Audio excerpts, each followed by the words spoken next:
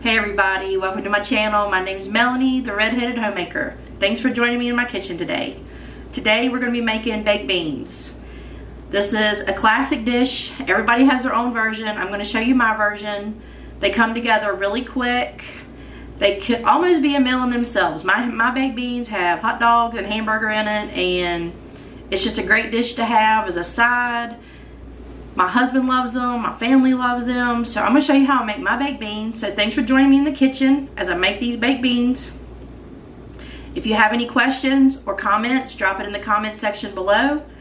And please hit that subscribe button because I do love making these videos. So let's get cooking on these baked beans and let me show you how easy they come together. Okay, in my pan I have about a pound of hamburger. I have 2 red bell peppers.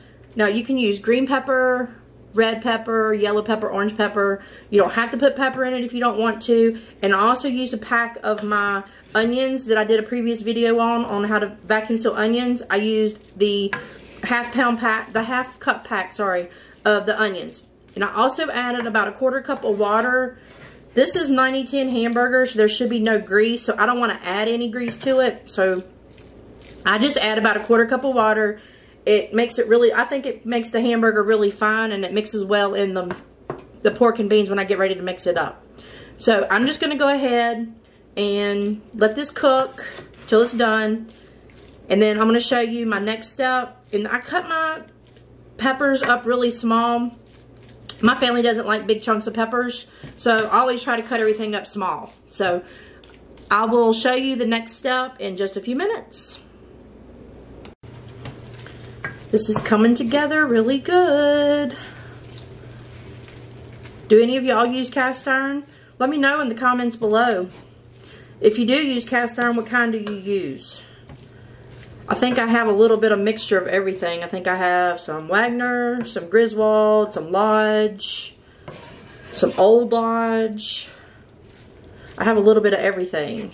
I have the enameled cast iron. Let me know in the comments below if you like your cast iron and what do you like about it, what do you not like about it. Would you like to see a video on how I season my cast iron? All of my old cast iron I bought used, and I stripped it all the way down to the bare metal, got all the seasoning off of it, and then I re-seasoned all my old cast iron. Let me know if you'd like to see a video on that, because I do have some old cast iron I need to do, so it wouldn't be no problem for me to throw a video together for you guys. But my hamburger, onions, and peppers are cooking up really nicely. And see, there's hardly any liquid, so in just a few minutes, I'm going to cut this up a little bit hotter, and I'm going to cook that liquid right off, and there won't be anything to drain on this hamburger. But of course, now remember, I did say this is 90-10, so it cooks up a lot leaner than your 80-20. So, alright, I'll be back in a minute.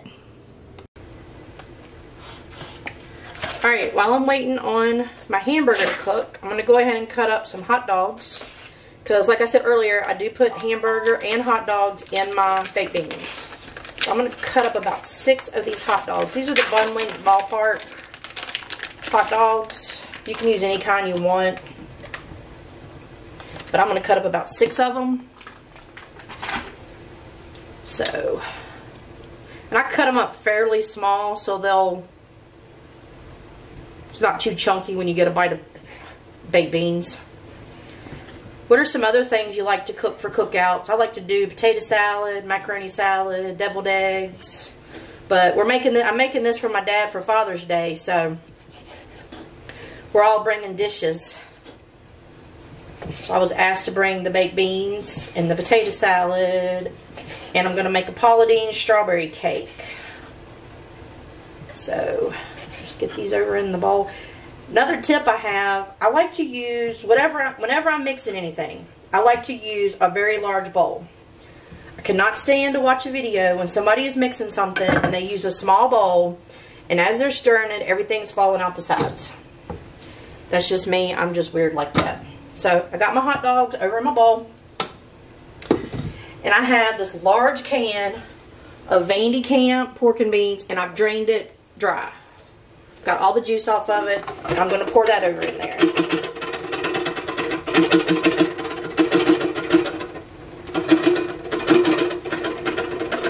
Now you can adjust the quantities on these to make a smaller batch, because I know not all families are going to eat this many baked beans at one time. But I'm feeding a lot of people today, so I'm going to need this many. So let me go ahead and get the rest of my ingredients out, and I'll show you my next step. Alright, my hamburger's done, so I'm going to bring that over and get that in my pot. This is a heavy, heavy, heavy pan. We're going to get that over in there. And see, you can tell I'm not a clean cook. I'm a messy cook. So you want to get all that out of there.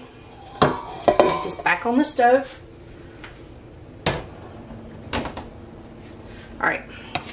So I've got my hamburger, I've got my hot dogs, I've got my pork and beans in here. And now I'm going to add my ketchup. And it does take a lot of ketchup. I'll probably end up using just about all this bottle. If I can get it to come out. Should have turned it upside down. Alright, we're going to start with that. I'm going to add about 2 big tablespoons. Well, they're bigger than tablespoons. Probably about, maybe a little over 1/4 cup of brown sugar. And we're going to mix all this up. As you can see, when I cook, I don't measure anything. So if you need perfect measurements, I'm probably not the best person for that. We're going to get this all stirred up. And I can tell you I'm going to need more ketchup. But this is a hearty side dish. Like I said, it's got hamburger. It's got hot dogs in it. This was almost a full bottle of ketchup, and it was 20-ounce bottles. So I'm probably going to have to get more ketchup. Another thing, don't sweeten it too much before you cook it, because the ketchup has a lot of sugars in it too, and as it cooks, I think it gets sweeter. That's why I don't like to add a lot of brown sugar at the beginning. But you see how this is really easy to stir? That is a really good consistency. So I'd say about a 20-ounce bottle of ketchup, a little bit less. So now I'm going to taste it. Always taste it before I cook it to make sure it doesn't need any more sugar or anything like that. Perfect. Now I don't add salt and pepper to my baked beans. If the people eating them want salt and pepper, they can put on it after I cook. But let me get this in a dish. Right, I'm going to go ahead and get these into the pan. I like to use these throwaway pans. That way if there's any leftover wherever I'm going, I can just leave them. I don't have to worry about getting my dish back. But I'm going to go ahead and fill up this other little pan over here with some. That way I'll have this made for this week. I can just pop this in the refrigerator. It'll keep for a couple days before I cook it.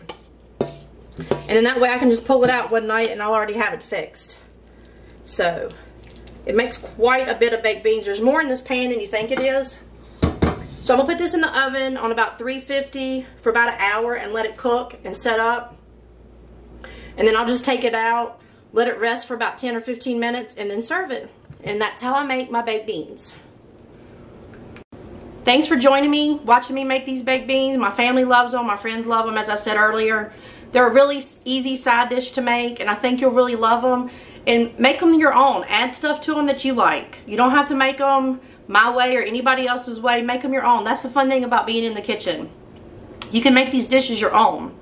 So thanks for joining me today. And like I said, if you have any questions or comments, drop them in the comment section below. And please hit the subscribe button because I do like making these videos for y'all. Thank y'all and have a great day.